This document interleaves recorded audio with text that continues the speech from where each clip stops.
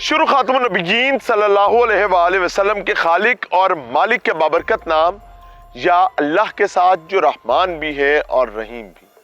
अस्सलाम वालेकुम नाज़रीन, मुझे मियां इमरान अरशद कहते हैं और आप देख रहे हैं प्रोग्राम पाकिस्तान पूछता है। पाकिस्तान पूछता है कि आखिर कब हम इस चीज का इदराक करेंगे कि महरम और नामहरम की तमीज अगर शरा ने जरूरी रखी है तो वो कोई कीमती बात ही होगी। आज मैं इस वक्त जड़ावाला में मौजूद हूं। हुआ क्या है कि खामंद मेहनत का शे मजदूरी करता है, लोडर रिक्शा चलाता है, वो अपने खानदान के लिए हर किस्म की मोहब्बत मेहनत कमा कर लाता है, वो दुनिया जीत कर आता है अपने खानदान के लिए, लेकिन उसके सबसे महफूज किले में जो उसने मलका बनाकर खातून बिठाई हुई है, वो खातून उसी के किले में पंजाबी के अंदर सन लाने वाली है, उसी को बर्बाद तबाह करने वाली है। अमीन पाक जड़ावाला में मौजूद हैं और जो वाकया यहाँ सामने आ रहा है, यहाँ पर इतलात मिल रही है कि बीवी ने अपने खावंद को कत्ल करवाया और उस खावंद को कत्ल करवाया है जिसके अकद में वो पिछले 20 साल से ज्यादा अरसा गुजार चुकी हुई है। जिंदगी का हर रंग देखा, हर खूबसूरती देखी, हर बहार देखी, और वो मर्द उस खातून के लिए अपने ताईं मेहनत करके, मजदूरी करके, लोडर रिक्शा चला के जिंदगी की हर नेमत कमा कर लाता था। लेकिन फिर एक दिन उसी का आशिक, उसी के आशीर्वाद पर, उसी के सर की छत, उस पंजाबी कहते हैं उसी दे सिर दे साईं दी जान ले रहे हैं। 4 बच्चे मौजूद हैं, बड़ी बेटी 17-18 साल की, और इतनी तकलीफ दे इतलात यहां पर मिल रही हैं कि वो ये जिस घर में हम मौजूद हैं, इस घर की तामीर में ऊपर टाइल लगाने का काम करता था, तो टाइल लगाने आता था, और फिर सास लपा। उसके बाद कहानी आगे बढ़ गई, और कहानी फिर इतनी आगे बढ़ गई कि सास जो है वो बताती है कि उसके इल्म में था कि मर्द घर आता है, लेकिन वो कर कुछ नहीं सकती थी, और फिर उसका नतीजा ये निकला। याद रखें, मैं वो तमाम उन फैमिलीज के लिए ये चीजें सामने रख रहा हूं। खातून अब बिहाइंड द बार्स है, 4 बच्चे लोका जोगे छड़ के, प्यो मरवाता ते मां आप रो गई, कोई किसी का वाली वारिस नहीं, हंसता बसता घर, बच्चों का रोशन मुस्तकबिल सब दाव पर। मेरे साथ अजीजों का अकारिब खातीन मौजूद हैं, चे जाके वो इस घर में मौजूद हैं, लेकिन उनका इस फैमिली के साथ मिलना मिलाना महदूद था। आपके सामने रख रहा हूं। अस्सलाम वालेकुम। वालेकुम अस्सलाम। बाजी बड़ी तकलीफ का मामला होया है, उस किस्म ਦੀਆਂ ਚੀਜ਼ਾਂ ਨੇ ਜਿਹੜੀਆਂ ਸਾਡੇ ਮੁਆਸ਼ਰੇ ਨਾਲ ਇਹਨਾਂ ਦਾ ਲੈਣ ਦੇਣ ਕੋਈ ਨਹੀਂ ਹੈਗਾ। ਹਾਂਜੀ, ਤੁਸੀਂ ਵੀ ਜ਼ਿੰਦਗੀ ਦੀ ਕਈ ਵਾਰਾਂ ਵੇਖੀਆਂ ਨੇ, ਕਦੀ ਉਹ ਜੇ ਕੋਈ ਕੰਮ ਸੁਣਿਆ ਗੁਣਿਆ? ਨਹੀਂ ਕਦੀ ਨਹੀਂ ਸੁਣਿਆ, ਪਹਿਲਾ ਵਾਕਿਆ ਹੈ। ਇਹ ਅਨੋਖਾ ਹੀ ਹੋ ਗਿਆ। ਹਾਂਜੀ, ਇੱਕ ਬੰਦਾ ਜਿਹੜਾ ਘਰ ਆਪਣੀ ਬੀਵੀ ਨੂੰ ਛੱਡ ਕੇ ਆਪਣੇ ਬਾਲ ਬੱਚੇ ਉਹਦੇ ਸਪੁਰਦ ਕਰਕੇ ਜਾ ਰਿਹਾ ਹੈਗਾ, ਹਾਂਜੀ, ਕਿੱਡਾ ਕੁ ਵੱਡਾ ਇਤਮਾਦ ਕਰਕੇ ਜਾਂਦਾ ਹੈ। ਬੜਾ ਵੱਡਾ ਤਫਾਤ ਤੇ ਕਰਦਾ ਵਾ। ਬਸ ਫਿਰ ਉਹ ਬੱਚਾ ਤੇ ਬਹੁਤ ਸ਼ਰੀਫ ਸੀ ਸਾਡਾ, ਉਸਮਾਨ। ਹਾਂਜੀ, ਉਹ ਤਾਂ ਮਾਰਿਆ ਉਸਮਾਨ। ਗਿਆ। ਕਿਸੇ ਨਾਲ ਲੜਾਈ ਝਗੜਾ ਨਹੀਂ ਸੀ ਉਹਦਾ, ਕਿਸੇ ਨਾਲ ਕੋਈ ਉਹਨੂੰ ਐਬ ਨਹੀਂ ਸੀ ਹੈਗਾ, ਨਾ ਕੋਈ ਸਿਰਗਟ ਪਾਣੀ, ਕੋਈ ਚੀਜ਼ ਨਹੀਂ। ਕੰਮ ਕਰਕੇ ਆਪਣੀ ਮਿਹਨਤ ਕਰਕੇ ਸ਼ਾਮ ਨੂੰ ਘਰ ਆਉਂਦਾ ਤੇ ਬੀਵੀ ਦੀ ਮੱਤ ਕਿਉਂ ਮਾਰੀ ਗਈ? ਬਸ ਸਾਡਾ ਜ਼ਿਆਦਾ ਆਉਣਾ ਜਾਣਾ ਨਹੀਂ ਸੀ ਹੈ ਇਹਨਾਂ ਨੂੰ, ਬਿਲਕੁਲ ਹੀ ਆਉਣਾ ਜਾਣਾ ਨਹੀਂ ਸੀ ਹੈ।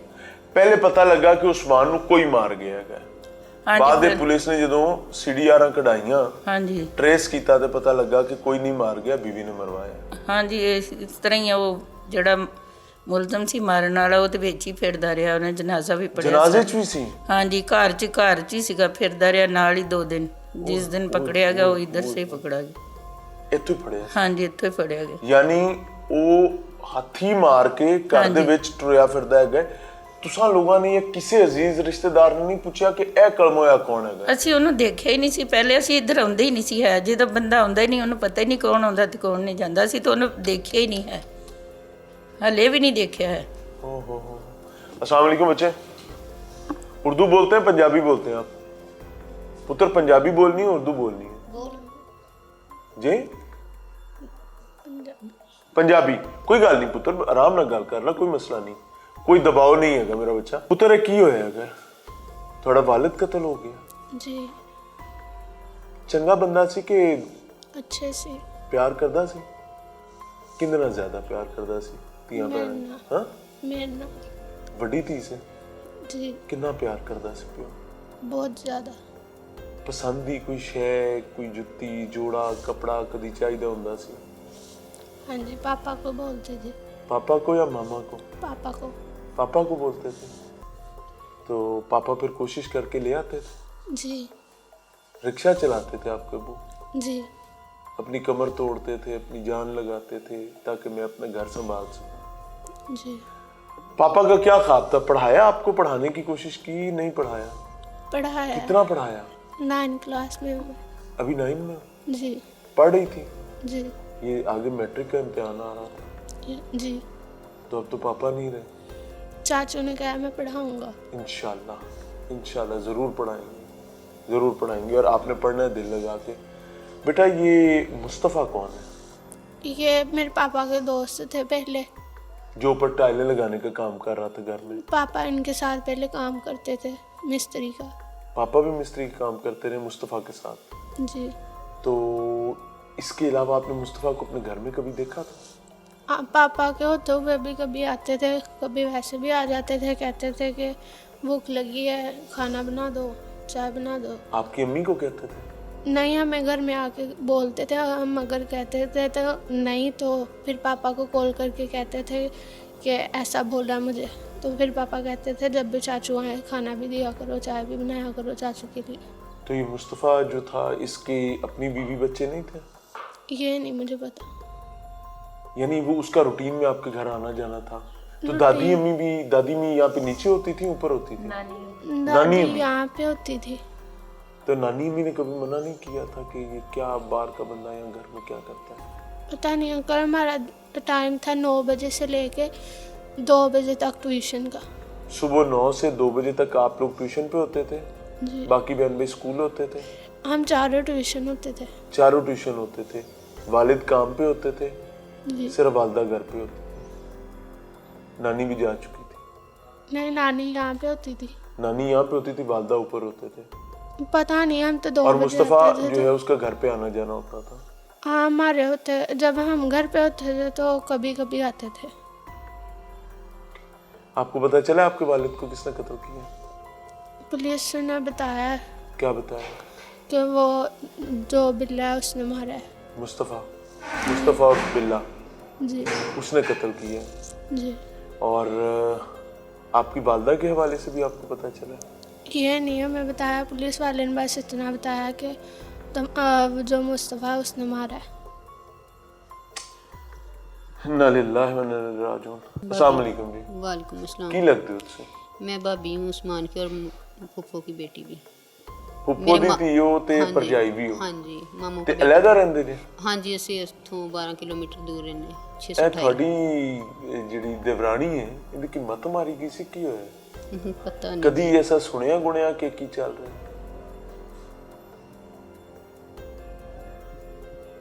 ਬਸ ਸਾਡਾ ਕਿਹੜਾ ਇਤਨਾ ਅਣਜਾਣ ਸੀ, ਘੱਟ ਹੀ ਹੁੰਦੇ ਸੀ ਤੇ। ਕਿਉਂ ਕੋਈ ਲੜਾਈ ਸੀ ਕੋਈ? ਨਹੀਂ ਵੈਸੇ ਕਿ ਆਪਣੇ ਆਪਣੇ ਘਰਾਂ ਦੀਆਂ ਮਸਰੂਫੀਅਤ ਹੂੰ। ਕੰਮ ਹੀ ਆਉਂਦੇ ਸੀ ਤੇ। ਹੁਣ ਇਸ ਘਰ ਨੂੰ ਕੌਣ ਸਾਂਭੇਗਾ ਨਾ ਬੱਚਿਆਂ ਨੂੰ? ਹੁਣ ਉਹ ਅੱਲਾ ਮਾਂ ਤੇ ਵਾਪਸ ਨਹੀਂ ਆਉਂਦੀ ਉਹ, ਹਾਂਜੀ ਨਾ ਹੀ ਪਿਓ ਨੇ ਆਉਣਾ। ਹਾਂਜੀ ਦਾਦਾ ਅਬੂ ਹੈ ਹੁਣ ਇਹਨਾਂ ਦੇ ਕੋਲ, ਬੱਚੀ ਕੰਮ ਸ਼ਮ ਕਰ ਲੈਂਦੀ, ਥੋੜਾ ਬਹੁਤ ਖਾਣਾ ਸ਼ਾਣਾ ਬਣਾ ਲੈਂਦੀ। ਮੁਤਮਈਨ ਹੋ ਇਸ ਗੱਲ ਤੋਂ? ਹੁਣ ਬਾਕੀ ਅੱਲਾ ਦੀ ਸਪੁਰਦੀ ਹੈ, ਹੁਣ ਅਸੀਂ ਕੁਝ ਨਹੀਂ ਕਹਿ ਸਕਦੇ। ਤੇ ਕੋਈ ਇਹਨਾਂ ਦਾ ਹੱਥ ਹੁੱਥ ਕੋਈ ਨਹੀਂ ਮੰਡਾਊਗਾ? ਅਸੀਂ ਵੀ ਬੱਚੇ ਆ ਘਰ ਆਪਣਾ ਮਸਲਨ ਕੇ ਤੁਸੀਂ ਆਪੋ ਆਪ ਹੀ ਮੁਸ਼ਕਿਲ ਹੋ ਗਿਆ। ਦੇਖੋਗੇ ਮੇਰੇ ਹਾਂਜੀ ਖਿਆਲ ਨਾਲ, ਜੀ ਹੈ ਨਾ? ਹਾਂਜੀ ਅਸੀਂ ਅਲੱਗ-ਅਲੱਗ ਸੀ ਨਾ, ਨਾ ਉਹ ਇੱਕ ਅਲੱਗ-ਅਲੱਗ ਹੀ ਸਾਥ ਸੀ में, ਨਾ, ਹਾਂਜੀ। ਤੇ ਉਹ ਜ਼ਾਹਿਰ ਹੈਗਾ ਤੁਸੀਂ ਤੇ ਆਪਦਾ ਹੀ ਵੇਖੋਗੇ ਮੇਰੇ ਖਿਆਲ ਨਾਲ, ਮੈਨੂੰ ਅੰਦਾਜ਼ਾ ਹੋ ਰਿਹਾ ਤੁਹਾਡਾ ਤੇ ਕੋਈ ਇਹਨਾਂ ਨਾਲ ਤਲਕ ਨਹੀਂ ਹੋਏਗਾ। ਨਹੀਂ ਤਲਕ ਨਾਲ ਤੇ ਇਹ ਤਾਂ ਇਹਨਾਂ ਦੇ ਕੋਈ ਨਹੀਂ ਮੁਸ਼ਕਲ ਗੱਲ, ਵਕਤ ਤੇ ਹਾਂਜੀ। ਤੁਸੀਂ ਬਾਲਾਂ ਨੂੰ ਸਾਂਭਣੇ ਚ ਉਹਨਾਂ ਦੀ ਮੁਆਵਨਤ ਹਾਂਜੀ ਮਦਦ ਸਾਥ ਦਾਂਗੇ ਜਿੰਨਾ ਹੋ ਸਕਿਆ ਸਾਥ ਕਰਾਂਗੇ। ਦਿਓਗੇ? ਹਾਂਜੀ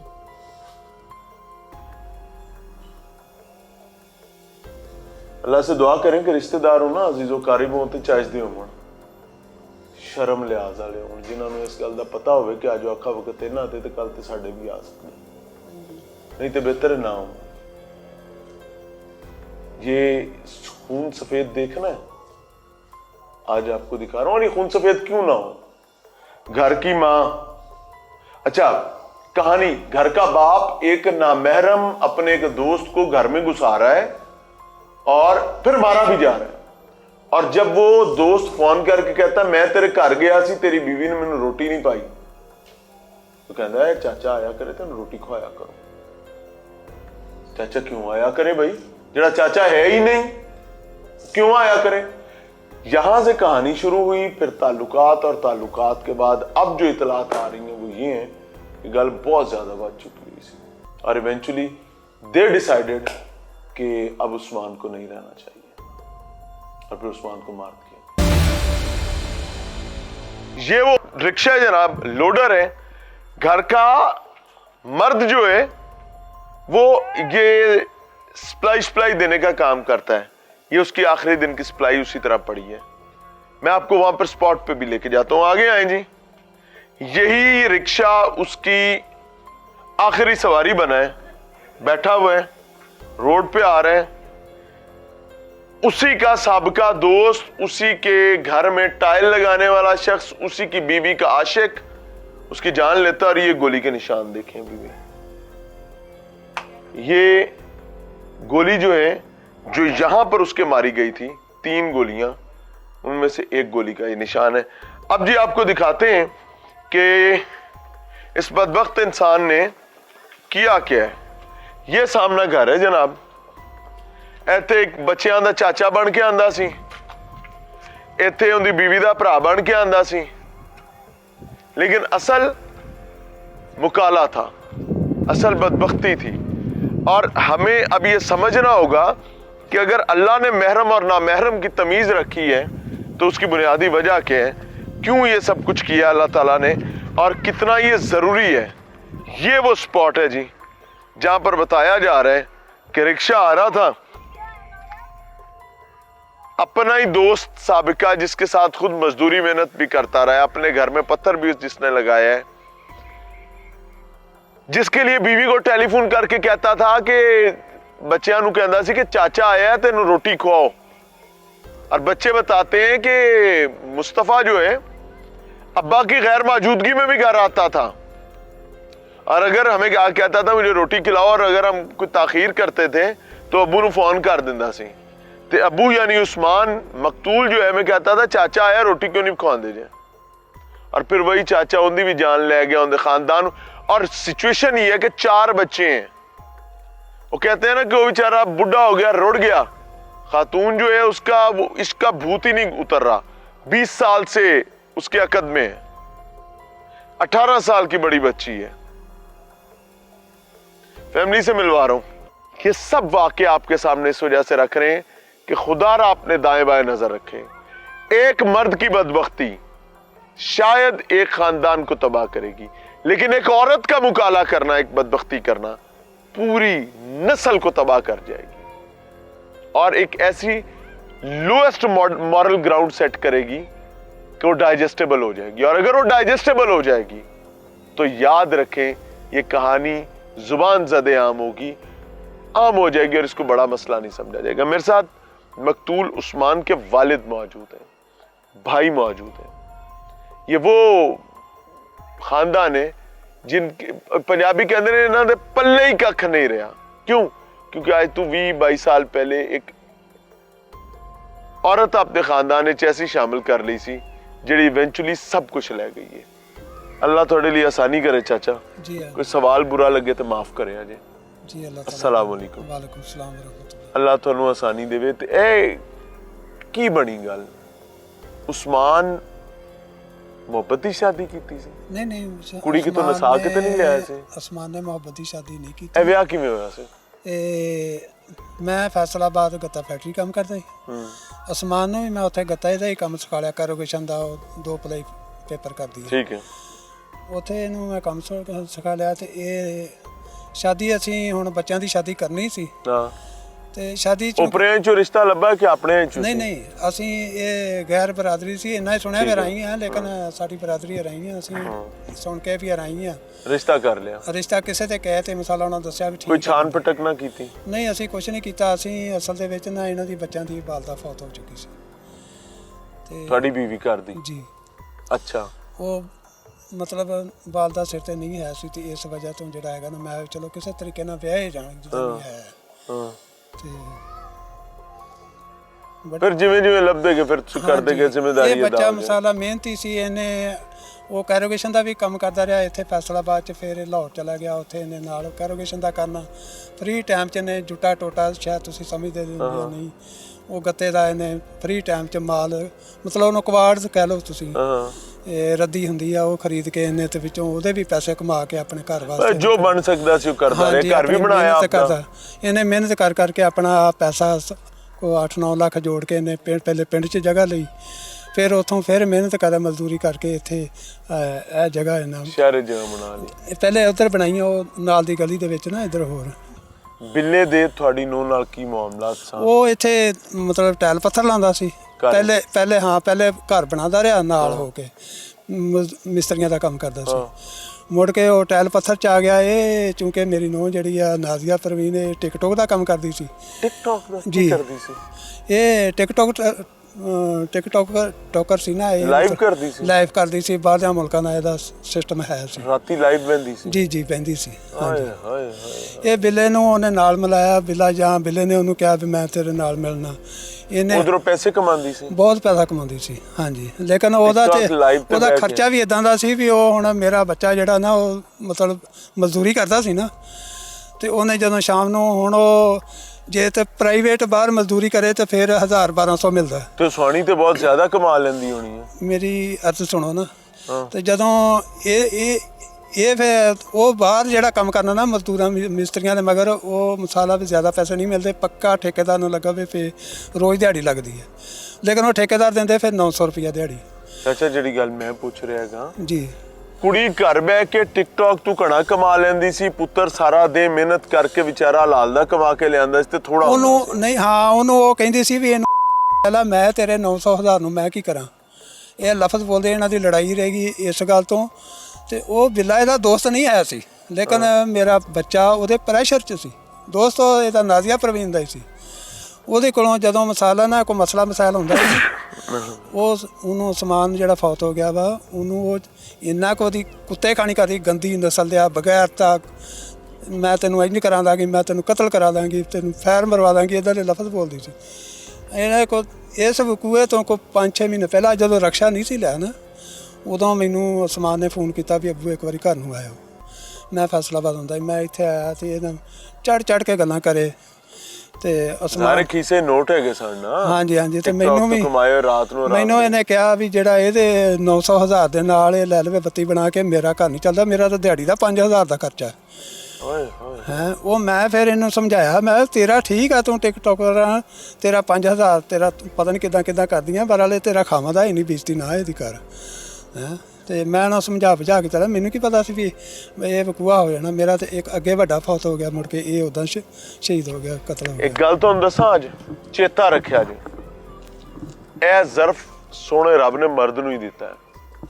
वो कमाता है, वो अपनी हड्डियां गालता है, वो मेहनत करता है और लाकर अपनी खातून के कदमों में रखता है, लाकर अपने वालिद वालिदा के कदमों में रखता है, लाके अपने बच्चों के कदमों में रखता है। लेकिन आप अपने मुआशरे में दाएं बाएं देख लें, जहां औरत कमाएगी, मैं औरत के कमाने का मुखालिफ नहीं हूं, वो मर जाएगी, पैसा नहीं किसी पे लगाएगी, वो पैसे को संभाल के बचा के रखेगी, वो चाहे हलाल क्या कमाए। लेकिन ये तो टिकटॉक लाइव पर रात को बैठती थी, और अगे तुहानू पता है रात नू टिकटॉक लाइव ते शेरा मेरा वाले चक्कर की होंदा है। खामद क्या करता है, लोडर रिक्शा चलाता है, वो 800-900 रुपया जान मार के लेके आता है, लेकिन बीवी जब टिकटॉक लाइव में बैठती है पूरी दुनिया के सामने बैरूने मुल्क, तो फिर वो कोई हांडी रोटी तो नहीं पकवानी सीखते ना, वो बीबी को पैसे देते हैं और उससे हर अपनी मंशा के मुताबिक चीज करवाते हैं, और वो करते हैं और उसके बाद वो पैसे मिलते हैं, और वो सुसर को कहती है कि ए ओ जड़ा 800-900 कमा के ले आया उन्होंने ए कर लवे। कहानी वही है कि हलाल की कमाई हराम की कमाई का एक फर्क है, और वहीं पर एक मर्द की कमाई और एक औरत की कमाई का फर्क है। मिल रहे हैं ब्रेक के बाद। नाज़रीन, प्रोग्राम में एक बार फिर से खुश आमदीद। रात की तारीकी, टिकटॉक लाइव, बैरून मुल्क गैर मर्दों का मनोरंजन और उससे कमाई हुई आमदन, जब दुनिया की चकाचौंध आपको नजर आ रही होगी एक औरत को, और वो नोट लाकर घर फेंक रही होगी, तो उसका खामंद रिक्शा चलाता होगा, मेहनत मजदूरी करता होगा, तो उसको अपना खामंद एक फजूल सा आदमी ही लगेगा। और यही हुआ है यहाँ पर जनावाला के इलाका में। खातून अपने खामंद को मुबैना तौर पर कत्ल करवाने में कामयाब हुई है। और ये कहानी कैसे सामने आई है, पुलिस ने ला कर रखी है। भाई साथ मौजूद है। अस्सलाम वालेकुम जी। वालेकुम अस्सलाम। मेरा नाम अदनान अली। अच्छा जी। उस्मान दा छोटा भाई अदनान। अच्छा अदनान जी। ਇਹ ਭਾਬੀ ਨਾਜ਼ੀਆ ਹੁਣੀ ਪਹਿਲੇ ਰਹਿੰਦੇ ਸੀ ਜੋੜਾ ਅੱਡੇ 'ਚ। ਜੋੜਾ ਅੱਡੇ। ਅੱਛਾ। ਜੋੜਾ ਅੱਡੇ 'ਚ। ਔਰ ਮੈਂ ਉਧਰ ਇਹਨਾਂ ਨੂੰ ਭਾਈ ਇਹਨਾਂ ਦੇ ਘਰ ਗਿਆ। ਭਾਈ ਉਦੋਂ ਕੰਮ ਕਰਦੇ ਸੀ ਲਾਹੌਰ ਗੱਜੂ ਮੱਤੇ। ਅੱਛਾ ਜੀ।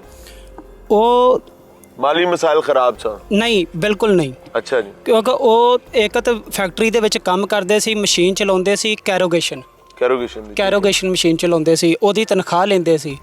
ਉਸ ਤੋਂ ਇਲਾਵਾ ਉਹ 2 ਲੱਖ ਦਾ ਜਾਂ 2.5 ਲੱਖ ਦਾ ਜੂਟਾ ਖਰੀਦਦੇ ਸੀ ਕਬਾੜ। ਤੇ ਉਹ 2 ਲੱਖ ਦਾ ਅਗਰ ਖਰੀਦਿਆ ਤੇ ਉਹਨੂੰ 3 ਲੱਖ ਦਾ ਵੇਚਦੇ ਸੀ। ਉਧਰੋਂ ਵੀ ਬਚਤ, ਮਤਲਬ ਉਧਰੋਂ ਵੀ ਬਚਤ ਹੁੰਦੀ ਸੀ। ਉਹ ਪੈਸੇ ਤਨਖਾਹ ਦੇ ਵੀ ਤੇ ਇਹ ਜੂਟੇ ਵਾਲੇ ਵੀ, ਇਹ ਦੋਨੇ ਇਹ ਪੈਸੇ ਉਹ ਘਰ ਭੇਜ ਦਿੰਦੇ ਸੀ। ਆਪ ਉਹ ਨਾ ਸਿਗਰਟ ਪੀਂਦੇ ਸੀ, ਨਾ ਕੋਈ ਪਾਨ, ਨਾ ਕਿਸੇ ਕਿਸਮ ਦੀ ਕੋਈ ਸ਼ੈ ਨਹੀਂ ਖਾਂਦੇ ਪੀਂਦੇ ਸੀ। ਨਸ਼ਾ ਤੇ ਭੋਰਾ ਵੀ ਨਹੀਂ ਸੀ ਕਰਦੇ।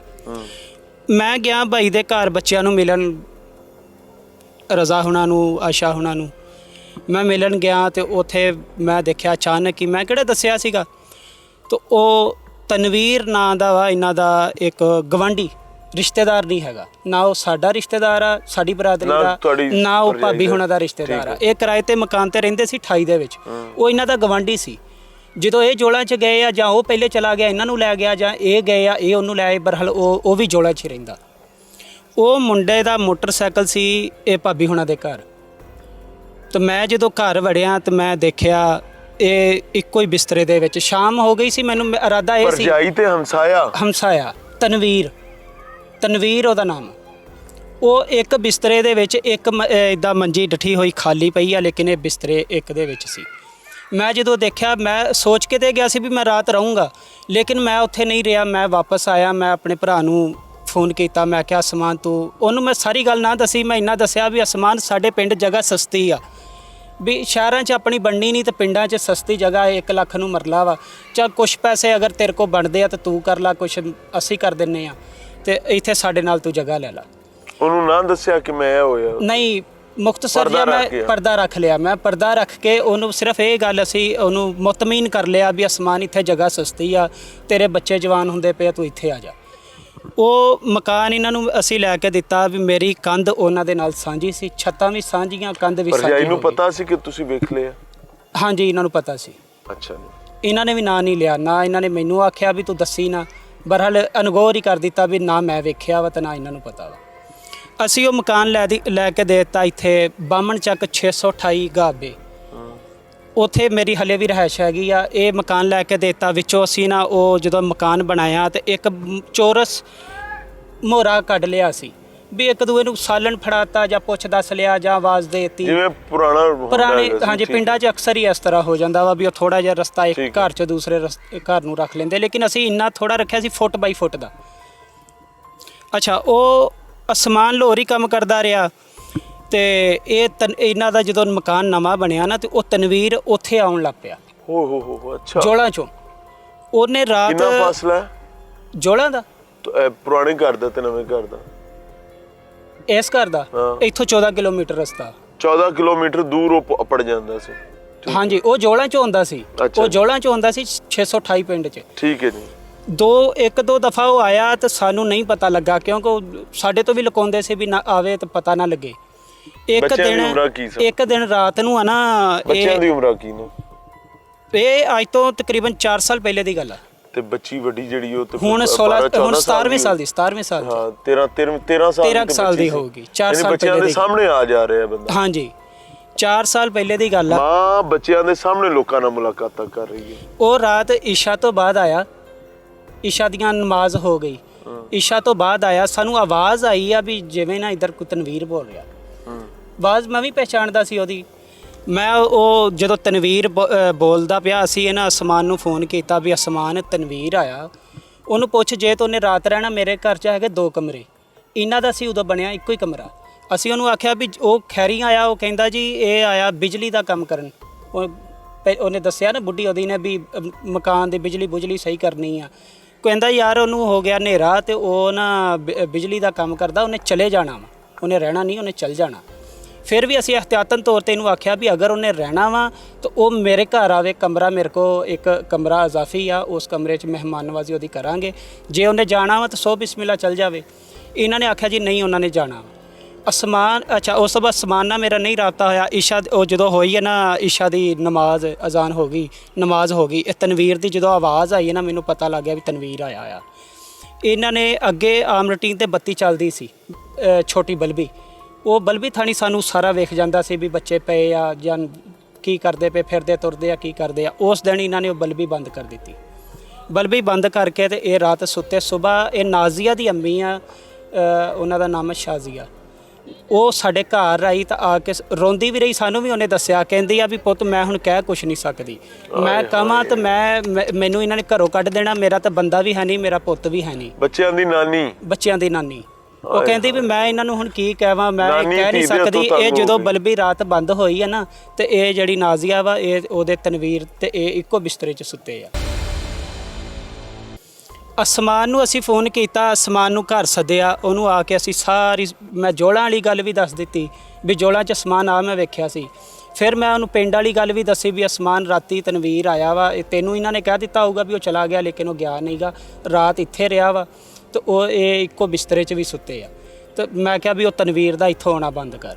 ਜਦੋਂ ਅਸਮਾਨ ਨੇ ਘਰ ਜਾ ਕੇ ਇਹ ਗੱਲ ਦੱਸੀ, ਇਹ ਭਾਬੀ ਉਹਦੇ ਨਾਲ ਲੜੀ, ਇਹਨੇ ਜਾ ਕੇ ਆਪਣੀ ਮਾਂ ਦਾ ਗਲਾ ਘੁੱਟ ਦਿੱਤਾ ਕਿ ਮੇਰੇ ਤੇ ਇਲਜ਼ਾਮ ਮੇਰੇ ਤੇ ਤੂੰ ਕਿਉਂ ਦੱਸਿਆ ਉਹਨਾਂ ਨੂੰ। ਧੀ ਨੇ ਮਾਂ ਦਾ ਗਲਾ ਘੁੱਟ ਦਿੱਤਾ ਕਿ ਇਹਨੇ ਆਖਿਆ ਵੀ ਤੂੰ ਦੱਸਿਆ ਕਿਉਂ। ਇਹਨੇ ਪਹਿਲੇ ਉਹਦਾ ਗਲਾ ਘੁੱਟਿਆ ਤੇ ਮੁੜ ਕੇ ਉਹਦੇ ਵਾਲ ਪੱਟੇ ਉਹਦੇ। ਓਏ ਹੋਏ। ਅੱਛਾ ਉਹ ਨਾ ਇਸੇ ਤਰ੍ਹਾਂ ਹੀ ਲੜਦੇ ਰਹੇ। ਇਹ 2 ਦਿਨ ਸਮਾਨ ਉੱਥੋਂ ਮਿਲ ਚੋਂ ਘਰ ਰਿਹਾ ਛੁੱਟੀ, ਇਹ ਲੜਦੇ ਰਹੇ। ਕਹਿੰਦੀ ਸੀ ਜਾਂ ਤੂੰ ਭਰਾ ਰੱਖ ਲਾ ਤੇ ਜਾਂ ਮੈਨੂੰ ਰੱਖ ਲਾ, ਹੁਣ ਫੈਸਲਾ ਕਰਕੇ ਜਾਣਾ, ਜਾਂ ਤੂੰ ਮੈਨੂੰ ਛੱਡ ਤੇ ਜਾਂ ਤੂੰ ਭਰਾਵਾਂ ਨੂੰ ਛੱਡ। ਅਸਮਾਨ ਇੰਨੇ ਉਦੋਂ ਵੀ ਟਿਕਟੌਕ ਤੇ ਲਾਈਵ ਕਰਦੀ ਨਹੀਂ, ਉਦੋਂ ਆਨਲਾਈਨ ਲੁੱਡੋ ਖੇਲਦੀ ਸੀ। ਕੰਮ ਯਾਨੀ ਪੁਰਾਣਾ ਚੱਲ ਰਿਹਾ ਸੀ, ਪੁਰਾਣਾ ਚੱਲਦਾ। ਤੁਹਾਨੂੰ ਸਾਰਿਆਂ ਨੂੰ ਪਤਾ ਸੀ ਕਿ ਆਨਲਾਈਨ ਲੁੱਡੋ ਸ਼ੁੱਡੋ ਚੱਲ ਰਿਹਾ ਤੇ ਸਰ? ਹਾਂਜੀ ਅਸੀਂ ਅਸਮਾਨ ਨੂੰ ਦੱਸਿਆ ਸੀ ਵੀ ਆਨਲਾਈਨ ਲੁੱਡੋ ਖੇਲਦੀ ਹੈ। ਅਸਮਾਨ ਕੀ ਕਹਿੰਦਾ ਸੀ? ਅਸਮਾਨ ਲੜਦਾ ਸੀ। ਉਦੋਂ ਵੀ ਇਹਨੇ ਇਹੀ ਗੱਲ ਕੀਤੀ ਵੀ ਜਾਂ ਤੂੰ ਭਰਾਵਾਂ ਨੂੰ ਰੱਖ ਲਾ ਤੇ ਜਾਂ ਮੈਨੂੰ ਰੱਖ ਲੈ, ਫੈਸਲਾ ਕਰਕੇ ਜਾਣਾ। ਇਹਨਾਂ ਨੇ ਉਹ ਮਕਾਨ ਸੀ ਤਕਰੀਬਨ 13 ਲੱਖ ਦਾ, 12-13 ਲੱਖ ਦਾ ਉਹ ਮਕਾਨ ਸੀ ਜਿੰਨਾ ਉਹ ਬਣਿਆ ਸੀ। ਇਹਨੇ ਆਖਿਆ ਜੀ ਸਸਤੇ ਤੋਂ ਸਸਤਾ ਵੀ ਵੇਚ ਦਿਓ, ਮੈਂ ਇੱਥੇ ਰਹਿਣਾ ਹੀ ਨਹੀਂ, ਮੈਂ ਇੱਥੇ ਜੇ ਤੂੰ ਰੱਖਣਾ ਨਾ ਮੈਨੂੰ ਤਾਂ ਮੈਂ ਇਸ ਪਿੰਡ 'ਚ ਨਹੀਂ ਰਹਿਣਾ। ਇਹਨੇ ਉਹ ਮਕਾਨ 9 ਲੱਖ ਦਾ ਵੇਚਿਆ। 9 ਲੱਖ ਦਾ ਮਕਾਨ ਵੇਚ ਕੇ ਜਮਸ਼ੇਦ ਟਾਊਨ ਦੀ ਪਹਿਲੀ ਗਲੀ ਦੇ ਵਿੱਚ, ਟਾਵਰ ਵਾਲੀ ਗਲੀ 'ਚ ਇਹਨਾਂ ਨੇ ਮਕਾਨ ਲਿਆ।